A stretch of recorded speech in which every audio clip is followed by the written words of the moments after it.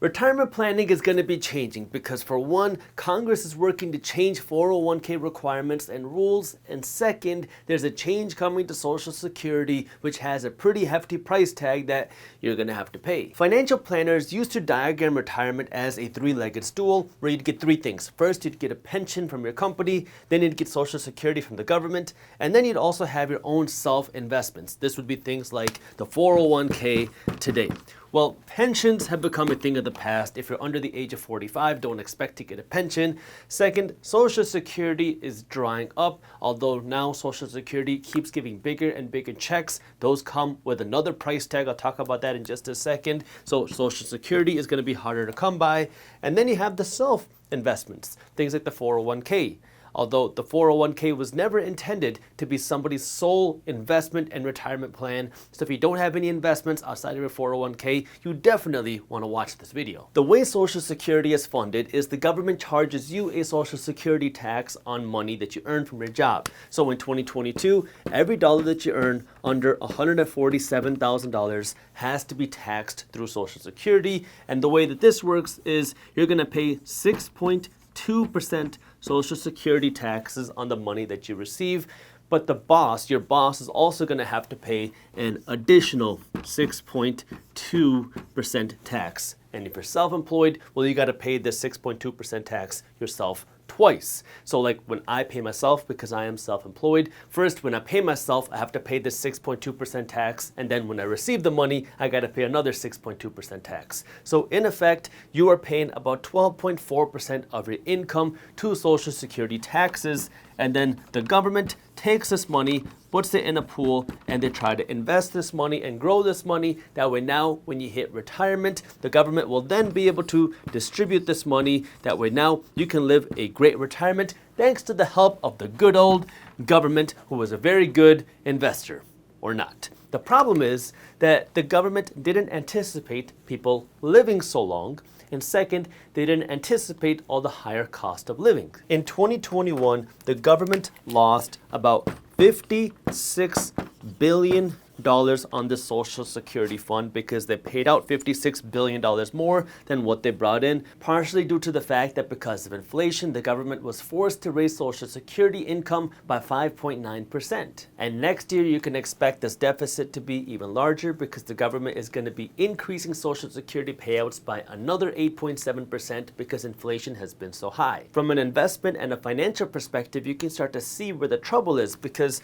over the years, people have been paying into the Social Security fund, but now the Social Security fund is paying out more than what it brings in, which means that the government is digging a deeper and deeper hole into the Social Security fund. And if it keeps going like this, well, eventually they're going to run out of money. So all the money that you're paying in Social Security taxes today isn't going to fund your retirement, it's going to fund somebody else's retirement. And this is where people say, well, can't the government just find the money? Can't they just print the money? And you're right, that's probably what will happen, because the government will eventually run out of money in the Social Security fund if nothing changes on the income side of the Social Security fund, because the government could potentially just double your Social Security taxes. And if you say, well, can't they just raise the taxes on the corporation and not my income? Well, if the government raises your taxes on the corporate side, well, they're still digging into your income, because if your boss didn't have to pay the 6.2% in Social Security taxes, well, they could just raise your income by 6.2%.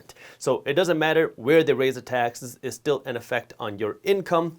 And unless something changes here, the government's going to run out of money, and then they're going to be forced to print more money.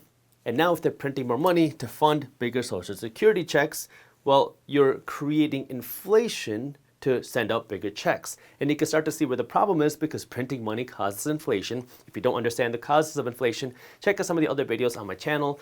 But if the government is now printing money to send out bigger Social Security checks, well, you got a bigger Social Security check.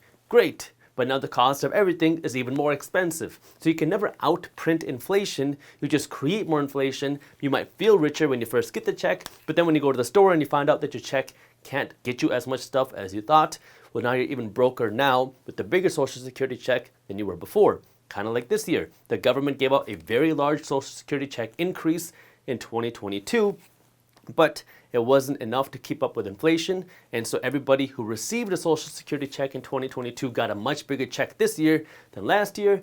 but you're poorer this year than last year because your Social Security check doesn't stretch as far. This is why although you are paying money into the Social Security fund every time you get paid, you do not want to rely on your Social Security income when it comes to you living a healthy retirement. You want to make sure that you're investing your money yourself, because now when you invest your money yourself, you're not relying on the government or somebody else to take care of you. You are taking care of yourself, because now you don't have to rely on anybody else, because this is a very dangerous path to rely on for your retirement, because traditionally Social Security was a very stable and safe way to anticipate a good income when it comes to retirement. But nowadays, it is the complete opposite. So you do not want to be doing that. And if you do want to stay up to date on what is happening with things like the Social Security Fund and the financial markets, well, you can join Market Briefs. It is a free financial newsletter that I created as a tool to help you be smarter and better with your money by being more educated about what's happening in the financial markets without all the headlines, without all the sensationalism. It is a super fun read. You can read it in less than 5 minutes every morning, and I promise you, you're going to love reading Market Briefs every morning. And the best part is it's completely free. So if you haven't joined Market Briefs yet, I'll put the link to how you can join for free down in the description below. So everybody has come to an agreement that pensions are not enough and that they are dying.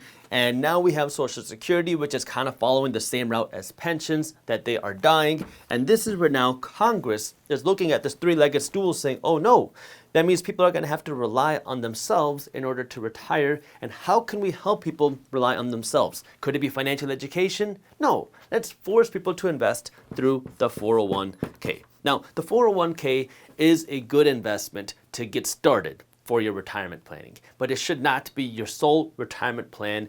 The real retirement plan starts with financial education. That way now you can actually build real wealth for yourself without relying on somebody else or something else to take care of you. Your 401k gets you halfway there. It gets you started, but no real wealthy person becomes wealthy from the 401k. It's through the self-investments, but the 401k is a good start.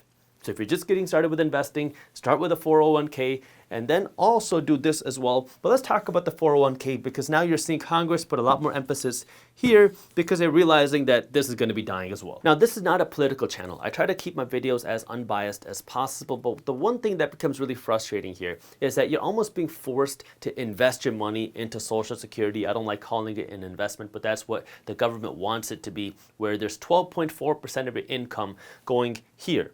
But if there's so much more emphasis going into the 401k, how come people can't get a tax break on their Social Security contributions and put that money here? I mean, if the government really wants more people to invest their money to the 401k, it's more difficult, because if we keep taxing Social Security more and more and more, people will have less money to put here. But this is where the real wealth is built. So the issue that Congress proposed is that 70% of people who work in the private workforce have access to a 401k, but only half of those people are actually using it.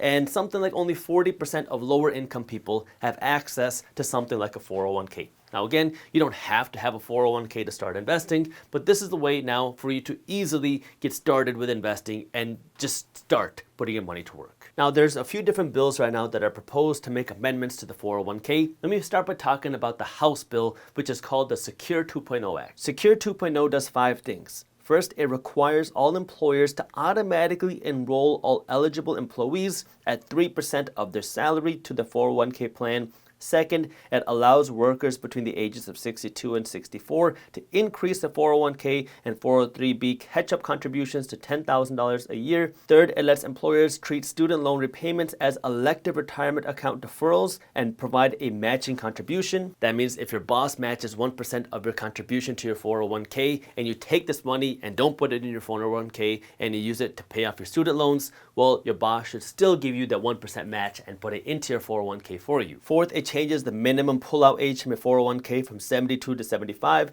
And lastly, it requires employers to allow part-time employees who work at least 500 hours a year for 2 years to enroll into a 401k. So you can start to see all the emphasis going here into your 401k, but what would really go well with this 401k emphasis would be more self-education, because if you don't understand how to use your 401k, well, you can also get skinned alive from your 401k, because there's a lot of have money managers who love it when people are dumb and throw their money into a 401k, because then these money managers have your money until you hit retirement. You can't pull it out, and on top of that, they can charge you very high fees, because yes, your 401k does charge you fees. And if you don't know how much your 401k fees are, chances are you're paying a lot in fees, and this is where you want to take a look at what these fees are. There's an older NerdWallet study that was done in 2017 that found that 92% of Americans have no idea what their 401k fees are.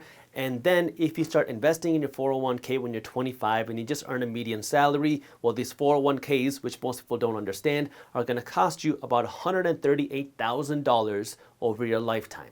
This is where it pays to be self-educated, because if you understand the fees, you can use your 401k even better and keep that $130,000 for yourself. But again, your 401k is better than not having any retirement. I'm just saying that self-education is what will really make people wealthy, not just forcing people to throw their money into a 401k, because this is a big payday for Wall Street and money managers. This is a big payday for people. There's about 3 other bills in the works right now which are proposing to amend the 401k. They're all kind of variations of Secure 2.0. Some of them take some things out, some of them add upon some things, but this is where you want to pay attention to what's happened to this, because you're going to see a lot more emphasis here, because people are realizing that the Social Security is not going to be enough for so many people to retire, which is why now you want to get more serious about your own financial education. That way you can make better decisions for yourself and start investing your money for yourself. Now, where do you start? Well, you can watch the other videos on my channel. I have a ton of financial education videos that you can watch for free. You can join Market Briefs. It's another free resource that will keep you up to date. And then you want to start doing it, because once you start doing it, that's when you will learn, and you will make mistakes, but that's how you learn some more. If you want to buy a $30,000 car, but you only make $25,000 a year, no problem. We can put you into easy credit. That way you can buy this car that's going to take you forever to pay off. And by the time you pay it off, the car is worthless. And then you got to start the cycle all over again. This is where now you got to start changing the way that you spend your money